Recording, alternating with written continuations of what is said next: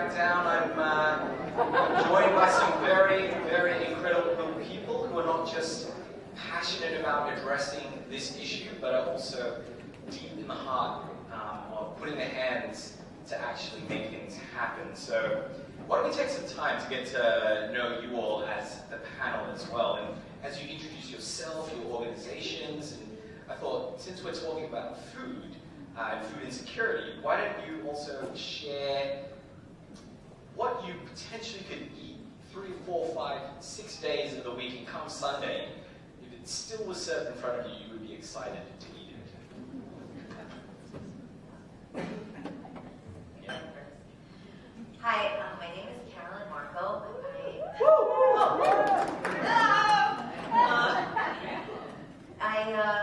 I have a long history of our church being around for 1933 and being in the community, because we feel that that's what we should be doing, whatever needs are in the community. But I have a lot of allergies, so I can't eat all the good stuff that you eat. So what would excite me, it's going to be horrible, is broccoli and cauliflower in the air fryer with oil and onion powder. I don't know. I'm going to tell you. Boring. Delicious. Delicious. Marian Hutchins from the Father Start Ministries. I never turn down homemade pasta in any shape or addition to it, so that would be my meal. Yeah, I'm Zach, pastor of Next Step Community Church, just recently, and then recently also the director of outreach for City Relief. So I do lots of things. What would I not get sick of eating? Probably tacos. That's good.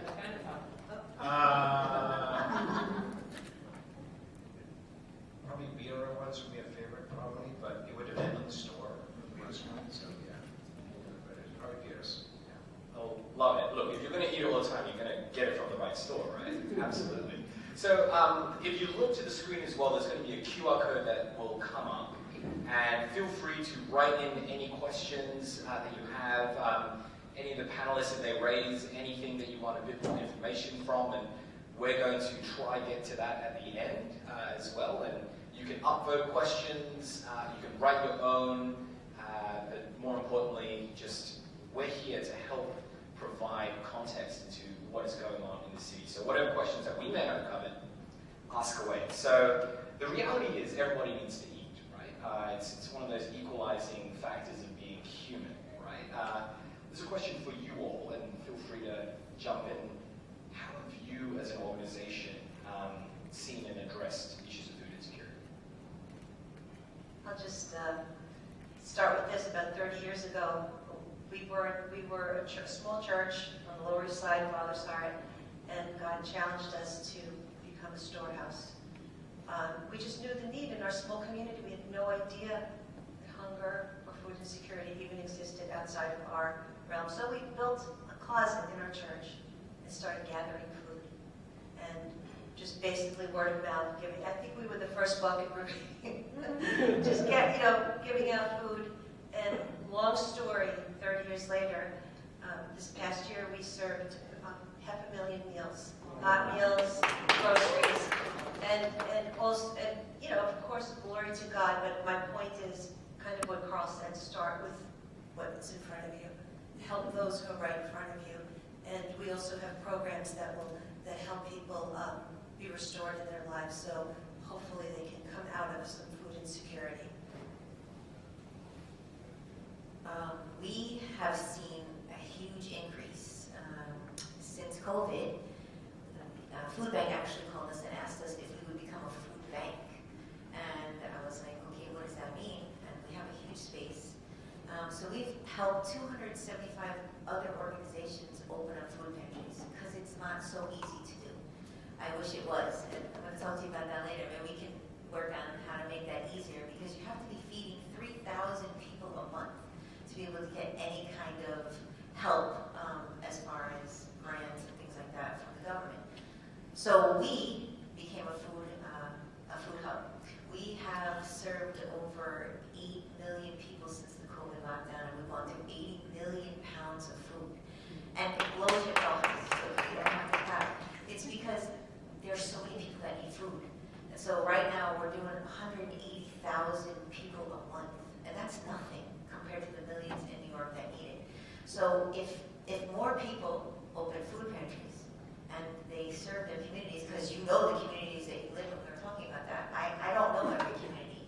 I do know Coney Island, they take food all over, but you know your community, and so you know the people that need that food, and then they begin to trust you.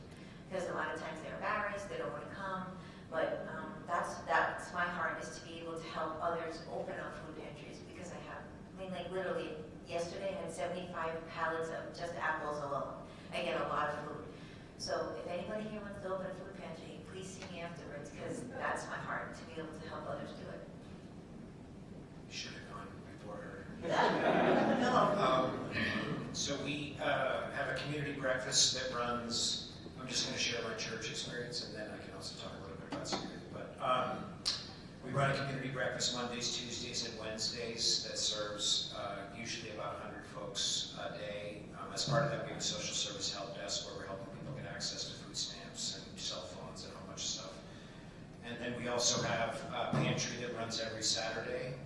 During the pandemic, we never shut down. We were actually outfitting other pantries because I don't know what the percentage was, but something like 40% of food banks, food services closed during the pandemic because they were being run by people with immunocompromised situations, volunteers who couldn't continue. So we had pallets of food showing up, and we were just redistributing it to different parts of the city. Don't tell the food bank that. So, yeah. So we run a food pantry and a community breakfast that continues to serve the neighborhood. We've been doing that for almost 20 years. Yeah, that's great. Did you also want to share city? Oh yeah. So also, I guess I wear two hats. So I also am the director of outreach for City Relief, and so we have mobile units that set up shop at 5 different locations through the city through the week, 4 of them serving food. So we're serving in Chelsea, Chinatown, where we serve hot chocolate and access to resources, Union Square, roughly the Salvation Army near Union Square, and then we're in the Bronx and Harlem. And there we're providing food, a meal, and also access to resources. We have guest services that help provide access to social services and advocacy. We provide socks, underwear, and the opportunity just to partner with organizations to do that work through the week. Yeah, that's brilliant. And I think you touched on this briefly, Carolyn, when you said food insecure individuals have skyrocketed, right? So I think the landscape of needs in our city has changed. And for anyone here as well, what have you noticed that in how you're serving the community as well? What do these trends look like? Well, for me, the trend, my job is to really have a finger on the pulse of what's happening in Brooklyn. So I'm Brooklyn for life. I love all the girls, but I only have time for Brooklyn. The largest growing population in New York over the last 10 years are Chinese people. I don't know if people know that, but so that has drastically affected the way that our pantries function in the outer boroughs. So you're seeing a massive increase in the population of Asian American Pacific Islanders coming to pantries across Brooklyn. We've had to shift language services. We have significant limitations in the ability for us to go beyond hello, because most of them are Cantonese speakers. And so we have to invite other organizations and churches to support us in that.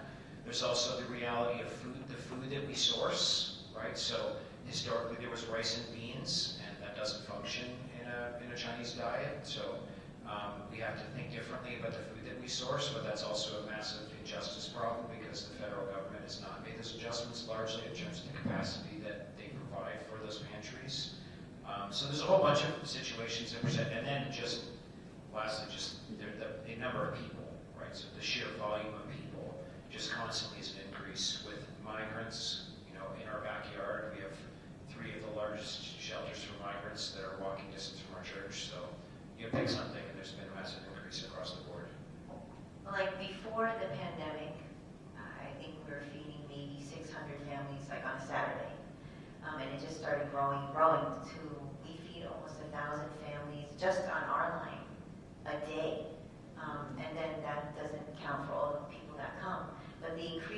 then we've also seen 50,000 migrants because we have 22 shelters in a 10-block radius.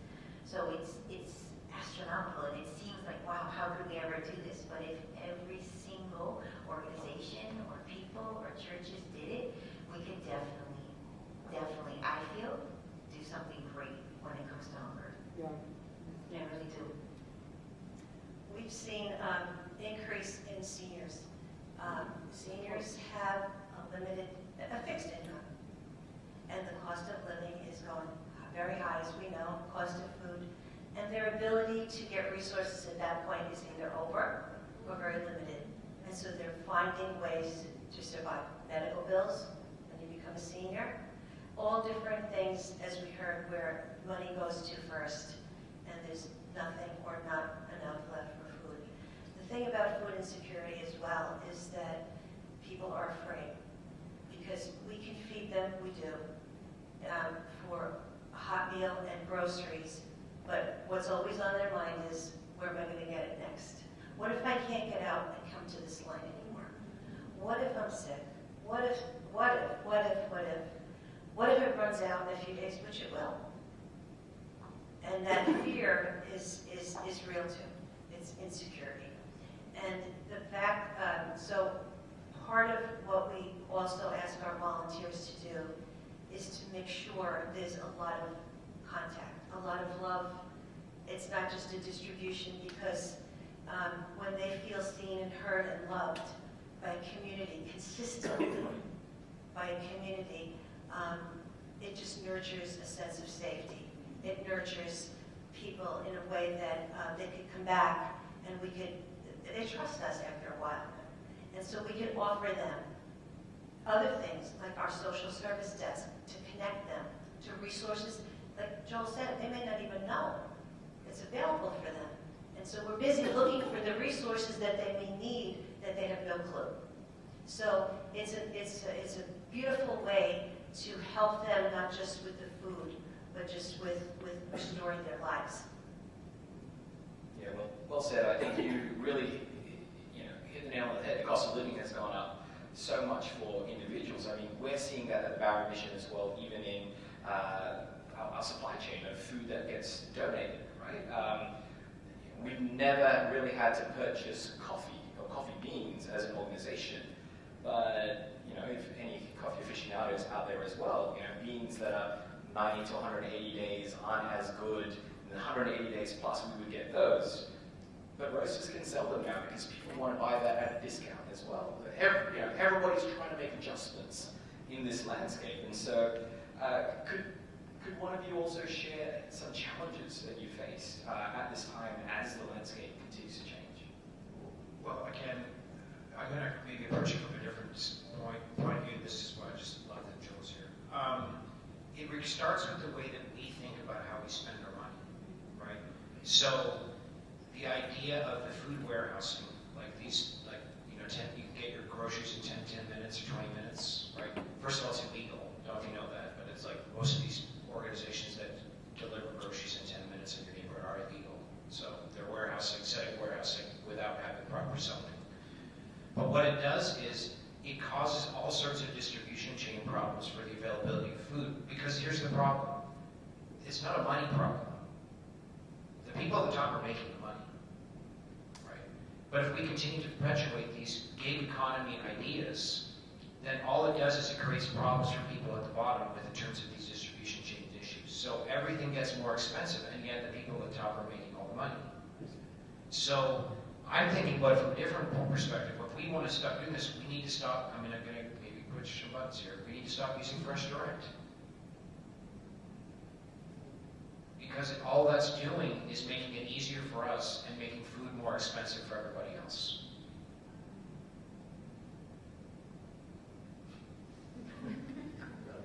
That's a good point. They give me a lot of food, though. They do. It's not an easy problem to fix. No, it isn't. It isn't. Carolyn, Marian, have you all faced any other challenges as well with the changing landscape? And for us, we are a few blocks away from the only asylum seeker reticketing center in the 5 boroughs. That means that when males are in a shelter for 30 days, they have to leave the shelter and get another ticket. I think there's some laws now that maybe extended it a little bit further, but they stand on this line at St. Bridget's, a few blocks from us, for 1 day to 2 weeks or more, waiting to get a ticket to a shelter. There's no immigrant shelters near us. There are shelters, but anyway, so this is a reticketing center, which means that these mostly men are unhoused and have no food for days or weeks. And so they've been coming to us for our breakfast. We wouldn't be able to give them food pantry bags because they have no place to put it, cook it, prepare it. So we give them breakfast. So it was really the first week of January. We started out and suddenly there were 40 migrants and growing. And so we've been feeding a hot breakfast to them. I will also say, just related to the issue of availability, we just talked about this, but the idea of like federal funding and state funding for, because most of us who do this work get money from the city, state, and the federal government from grants to purchase food. But the food is more expensive and it's less available. So you have to make less work for more. You have to do that stuff. So it's like there's the challenge of like, we will run out of food. We will run out of fruits and vegetables, right? And because the grants are less available or there's less money that's being given. I have thoughts for that, but I don't know if you want to hear it. But it makes it so that more people are coming and we have less food to offer because we don't have as much money that's being given to us to be able to distribute for the need. And it's not just that there's less money, like a half a pallet of cheese, $7,000. I mean, just so you know, like, that's a lot of money. So are you going to buy cheese for them, or are you going to buy 20 pallets of cabbages, tomatoes, and corn? But they want to have dairy too, but dairy and meat. I mean, thank God for Western Meat that donates to me and I can pick it up. Otherwise, we don't get any meat at all. So I try to get as many beans as I can because it's protein. And like he said, that's been the issue of being able. There's just so many people that they're willing to stand on the line. I'm just going to give you an example. So we took like 5 pallets of apples and we put them out on the sidewalk because there are so many. All the cars, because I'm down the main thoroughfare on Preston Street, goes into the 59th Street Bridge. We're 4 blocks from the largest housing project in North America, and like I said, we have all these shelters. They're all families, so they're only allowed to stay 3 months, and then they have to find a place to go with the children, like she said, and now they have nothing to eat. But I put the pallets out there. Everybody's stopping. It doesn't matter. Taxi cab, like everyone. Can I have apples? Can I have apples? And I'm like, you know how it is in New York. To take stuff that's free, but that never happened before. But it's happening. I mean, it's been happening more and more. And just one quick thing. Apples are also a problem because people who are lacking access to health care, their teeth are some of the first things to go. And so we started giving out apples as part of our breakfast, and they weren't being taken. And I would ask why, and they would say, because I can't eat them. My teeth cannot sustain eating the apples. But they're among the cheapest fruits that we have access to. So it's like even things like that become an issue. Just one more thing in this whole part of food insecurity is there's a paradox saying that you can be full, and we're talking about all this kind of food, full but not nurtured, no nutrition. And that's another plague of food insecurity. Yeah, there's food, but it's not going to help your body. Yeah, absolutely. So, I mean, despite these challenges, we're still in this work and we're seeing some good things happen. Can you encourage us, in a few moments, some of the stories of hope that have come through your organizations or that you've witnessed or you've seen? And there's some good things happening. I mean, for me, it's far more about what you get out of it. And it's a very cop-out answer, but like when you see people that are so grateful to get the food that you're offering, knowing that sometimes it's very little, like it's very humbling. And so we've also seen a number of our volunteers or people that come to our service become volunteers, right? Because they want to give back, they want to serve the folks in line, they want to contribute, they want to make a difference. So between those two things, like it keeps you going because you just like the gratitude and the appreciation and then also the ways in which they want to not just get the food, but contribute to the blessing of others being the recipient is huge. Yeah, the sense of community, the sense of, our challenge is to have consistent, reliable food so that people can come. But again, in all of that, it creates a place of safety. So just yesterday, we found out about the senior, because the seniors come because they need food. One of our seniors, about 4 or 5 weeks ago, couldn't live in her apartment. It was a subsidized apartment. I think it was flooding or some kind of damage. And so she was living with someone very temporarily and was soon going to be homeless, a senior. She was an immigrant, but she spoke English, and she came twice a week just to beg us to help her. And we sent her to the social service desk, who were trying to get her housing. And, but I think she came, of course, asking, but she came also feeling encouraged that people were going to quickly get on the computers and look for her. And so yesterday, our person who works at a social service desk said, Helen got an apartment, praise God. So, So, can you imagine if she didn't? It would be food insecure plus. So we're grateful to be able to come alongside people and help them as well. I don't know, there's nothing better, as far as I'm concerned, to know that you're helping people, and that when they come, like I used to get crazy that I didn't have enough food. And when we first opened up, I was rushing in my car to go over to keep food because so many people were online, I didn't have enough food. So at night I would be like, sweating, like, Lord, you have to help me, I have to have enough food, on Saturday, because I don't know how many people are coming. And how could I tell them no? And after they waited online for hours, and with children, like 3 and 4 little kids, I mean, I don't even know how to tell you. And when you see that you can give them food and and then some people will say, wow, why are you doing this? And I'm like, why? Because God commanded us to do this. Why? Because he loves you and he sees you and he knows you.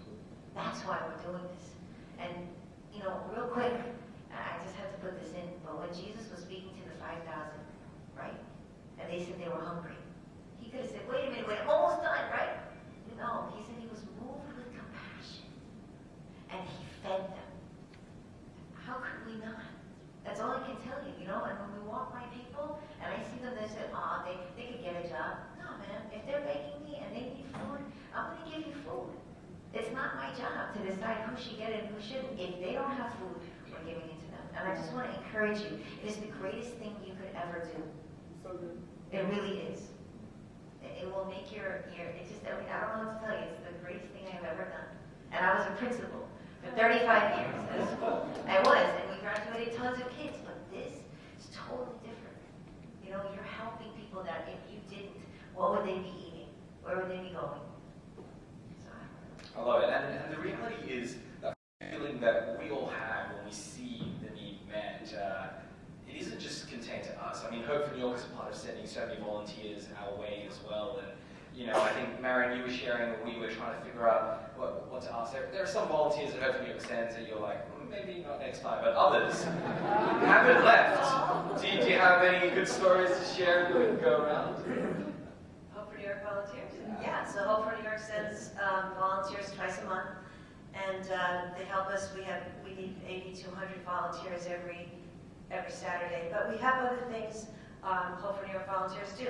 We have GED tutoring, we have ESL tutoring, we have our social service desk.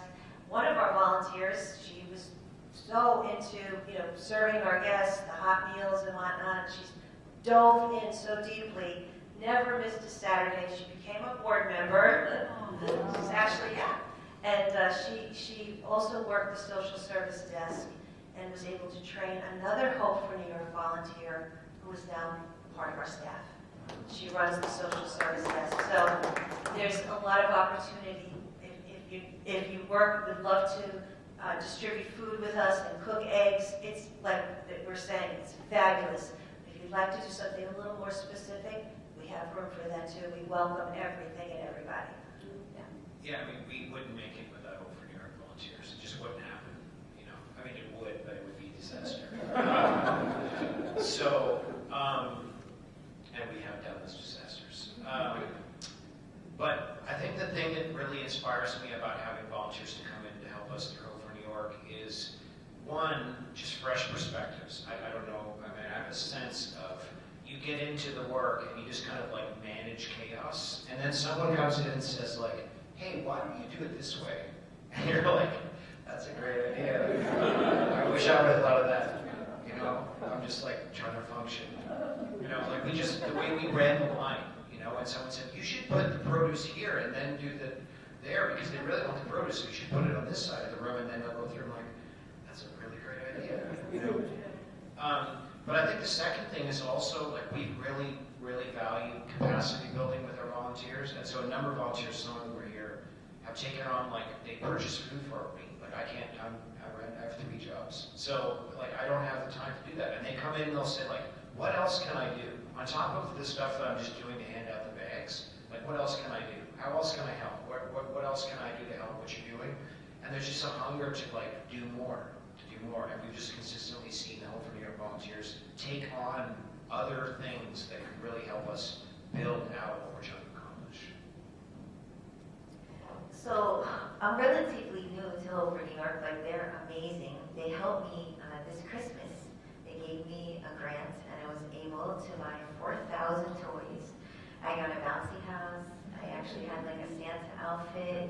We had elves. We had little reindeer. We gave out cookies. And all I can tell you is that people said to me, especially they were all migrants, and they just said if you hadn't given our kids toys, they would never have had a Christmas. Because remember, when they come in, they take everything from them. So they have no stuffed animals, they don't have clothes, we have old clothing or whatever. But I'm just so grateful when the volunteers came. I needed lots of help because I had 100 pallets of food out too. So between all of that, they were so kind, so compassionate, and now we've had groups come. They just have a serving heart, and I'm so grateful to you guys, really, for all of your help.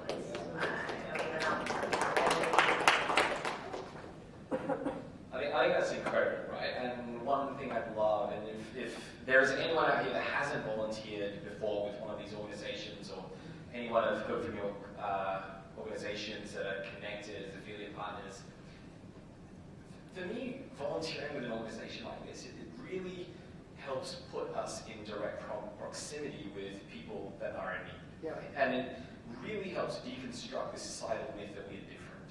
We're not. We're all humans, created in the image of God, in Manhattan at the same time. And so our lives should not be this vastly different. And so that really challenged us to live our lives differently as well.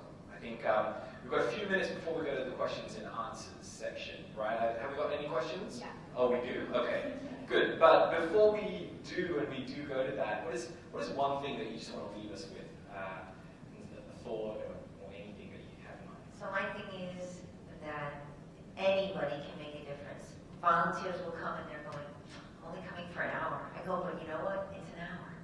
And an hour you can do a lot. So you may think that you're insignificant and you can't do it, or you're not educated enough. It doesn't matter. I'm just telling you, God can use you to do something amazing. All you have to do is say yes. Think of Micah 6:8. He's shown you, oh people, what he requires of us: to act justly, to love mercy, and to walk humbly with God. We know what we have to do, and God is with us. Have faith in God, because the smallest act or the greatest act, even if it's the smallest thing, giving out a meal, God's in it. It brings great impact, and God will grow it in our hearts as we do it. Yeah, I think for volunteering specifically, I think come ready to be changed. Because again, advocacy works best when you understand the people that you're serving. Like, the issue of hunger is not an abstraction, it's not a Gothamist article, it's a person that you've encountered as you're serving. So it changes your perspective, becomes a human in that moment, that you're realizing the reason that I want to address this need is because I'm actually interacting with people that are experiencing the need. But I would be remiss if I didn't go back to what was mentioned at the start, is one of the books that's most profoundly impacted me is a book by Matthew Desmond, Poverty by America. Poverty by America. And so unless we really start to change the way we spend our money and the way we think about our lives in the day-to-day, the need is going to get greater. It's not going to go forward. We have to strategically start to think differently about the way that we spend our money and the way we live our lives, or the food deserts, the food insecurity problem is going to get worse, not better. Love it. Thank you. Why don't you thank the panel? Their job isn't done, but give them a round of applause.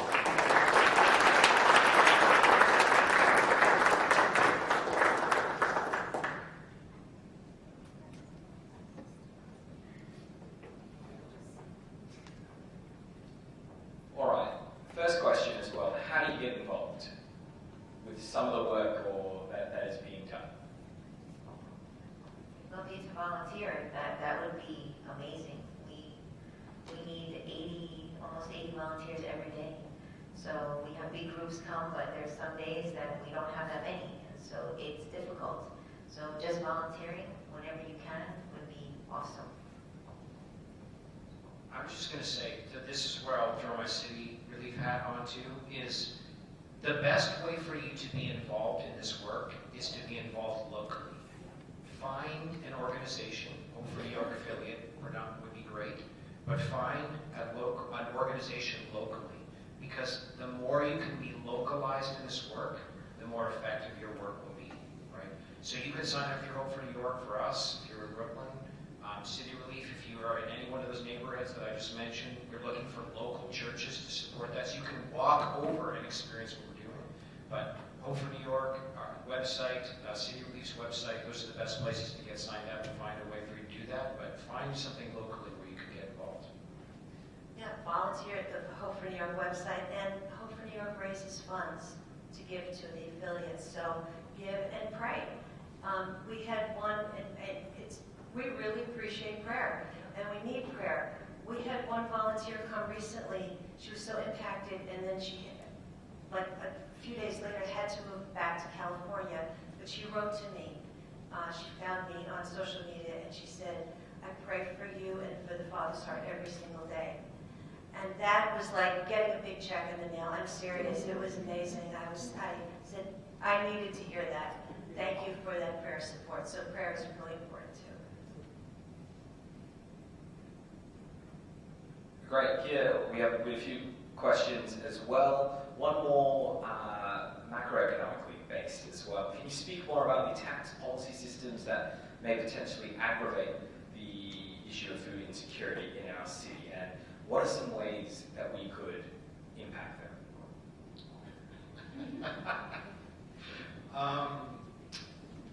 If you've been to Next Step Community Church and helped with us before, you've heard me say this, and this is probably the most stark way I can say it, but it's important to say it. MLK was not killed for talking about racial injustice. He was killed for talking about the military-industrial complex, the way we spend our money, right? And so if there's an election coming up, probably none of us are surprised by that, but we have to recognize that what happens locally is also important, right? How does your local politician spend their money? Where do they spend their money? How they because there's participatory budget. Any of you know about give a show of hands. I'd love that. How many of us know about participatory budgeting? There's your homework. Because your local council person gets to decide how much funds are spent, and people in your community get to vote. So nonprofits get to decide where they get money from, right?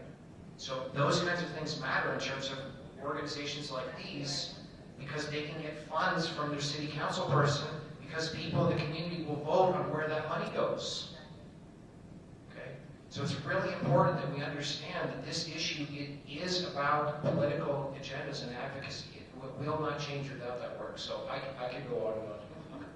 You don't want to hear any more from me because I'm not an expert, but that's just a few things. But I think you hit the nail on the head, right? Do your homework, right? There are factors at play as well that we need to get educated about, right? It's, I think the biggest thing that we're trying to really achieve in bringing this all together is just to whet your appetite that in order to make a difference, we need to combat ignorance and apathy, right? So we combat ignorance by getting educated about the issue, hearing from practitioners, from experts, trying to understand the situation, and then, the next steps is, how do we feel empowered to make a change? And it looks different for each one of us.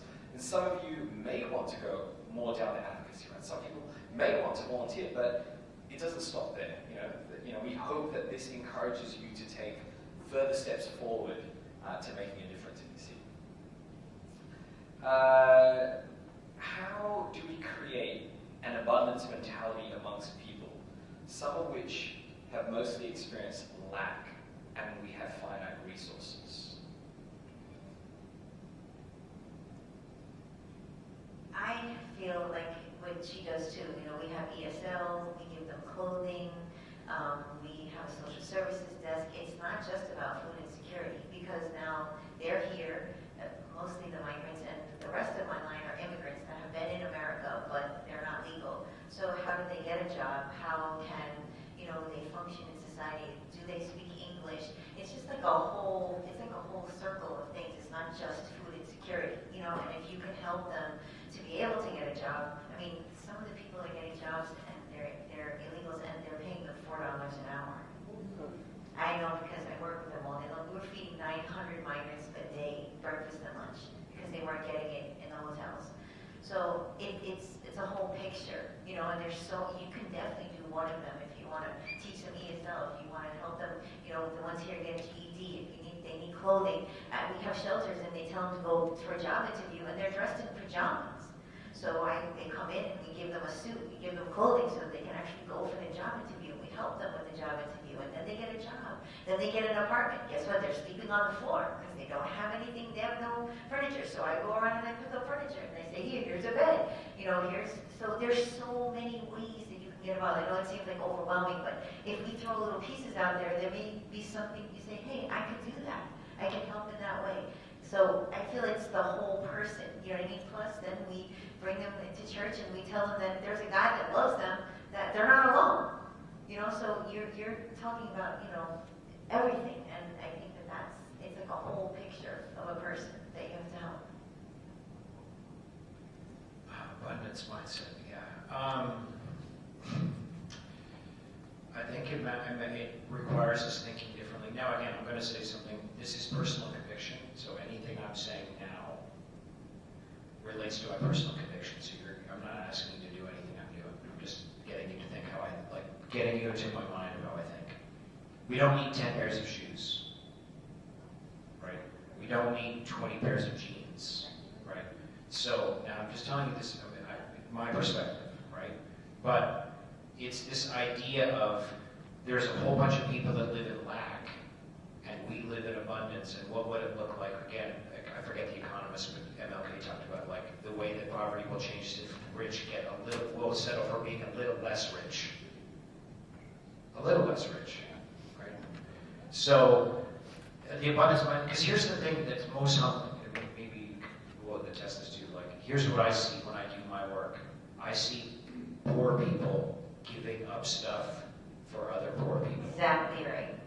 I mean, I'm like, I have 4 pairs of shoes. I'm pretty sure I could go without 1 pair. And they're giving up a few of their canned goods when they get to the pantry. Crushed, So it just requires us thinking strategically about what's in our hands and how to use it more effectively for the kingdom. But, If you have stuff in your closet that you haven't worn in a year, you're not going to wear it. That's what they say. No, that's it. I think having community, for our volunteers to come and for our guests to come, being in a community, like he said, someone says, see somebody with shoes that are worn out, I'll bring them next week. So there's always, if you're in lack and you're in a community, there's someone there who can help you. Whether it's, I have a friend who can hire you, or whatever it may be. Being in community, volunteers and guests, we meet each other's needs. This is a great question. As practitioners as well yourselves, have you ever experienced compassion fatigue? If so, what do you do? Yeah, definitely, because it can feel like a bottomless pit. And you just really have to step back a little bit and believe that, have faith in God. Because when we can, God continues to. And it's His work to begin with. And I think it's important to network with people. I think it's important to know that we're not the only people feeding. So we can send, so we make sure that we have other resources for people because we can't do it all. And that's, networking is vital. And just kind of sharing the burden. I wouldn't make it without Sabbath. And for a season, I wasn't making it. So, yes, compassion fatigue, because it's not just you see the need, it's when you do the work of understanding the people. I mean, I can tell you stories of when you drop into people's stories and you find out what's led them to being in line. And you leave with that. You leave with that, right? There's this thing called vicarious trauma, right? Where you're carrying someone else's trouble. Extrapolate that over thousands of stories. So you have to put that somewhere. You have to put that in God's hands. You have to practice Sabbath. You have to rest in the fact that you can't accomplish it all. But it's daunting. It's exhausting. It's not. You don't get into this job. This plenty of work to get rich, and you lack a lot of money. Like I've unapologetically. There's been lots of seasons where I'm taking bags home. I don't know if I so much had compassion fatigue, but sometimes I get really stressed because I want to make sure that I have enough food. So I'll stay up at night, or I'm trying to figure it out, or I'm on the phone, or have to make another truckload, and that gets me sometimes so I run a lot. That's what I do. That's when I get stressed. I'm like, I'm out, I run, but that's something that I struggle with, and I have to say, okay, God, but at the same time, I'm like, but we have to make sure that people can show up, and I have to have enough food for these churches that are coming. They come in U-Hauls, and, I have to make sure I have enough. So sometimes that stresses me. Yeah, I think the work it's important, it's real, but I think we need to look after each and every one of us as well in the process. There's a question here, and this may be the last one just because we're running out of time, and there's some great questions here, so I don't know if hopefully you're going to help answer these questions in a blog post afterwards, maybe, but we're not going anywhere. We're here. When I meet someone on the street who asks for a meal, what specific resources could I offer them? Or could I suggest that they check out for a longer-term solution? You're talking about a hot meal or just food? Because there are lists of local pantries that are in all the 5 boroughs, and I would definitely, I don't know if you have to walk around with it, but you can look it up on your phone, and if you want to take them for a meal, but then say, hey, so that you can, do this over and over, here's the pantry, and maybe you want to take them there if you can, and be like, here it is, and you can make your way there and make sure you have food. Yeah, I always tried to, when I was walking around Warren, and carry, actually Joel Berg's organization provides street sheets with all the hot food and meals and pantries that are in the different boroughs. They're published in different languages, and you just have to go on their website. They send you boxes of them. So, so that's always good, handy to have. Or if you know what's locally where you are, we also give out slips of paper for another soup kitchen in our area, and we have it translated into different languages so that our guests can continue to get food.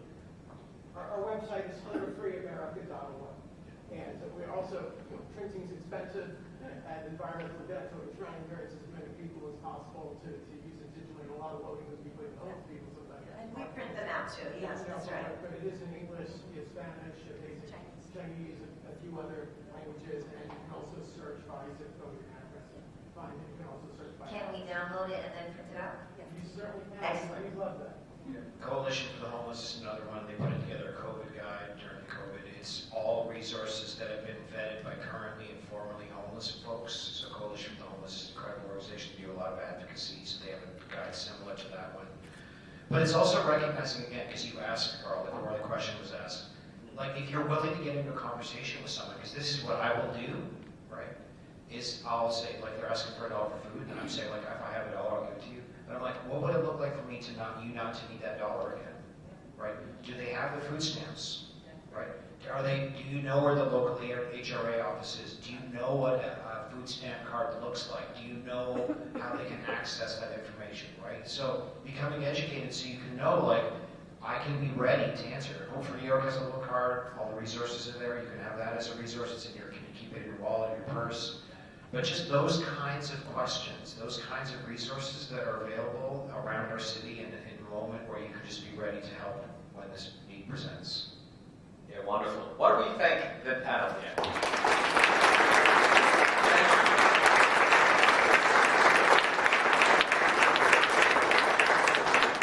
Thank you, Hope for New York. Thank her for New York. Well, I'm just really encouraged that we get to have this conversation, and this is just the beginning, I think. Isn't that right, Mary Beth?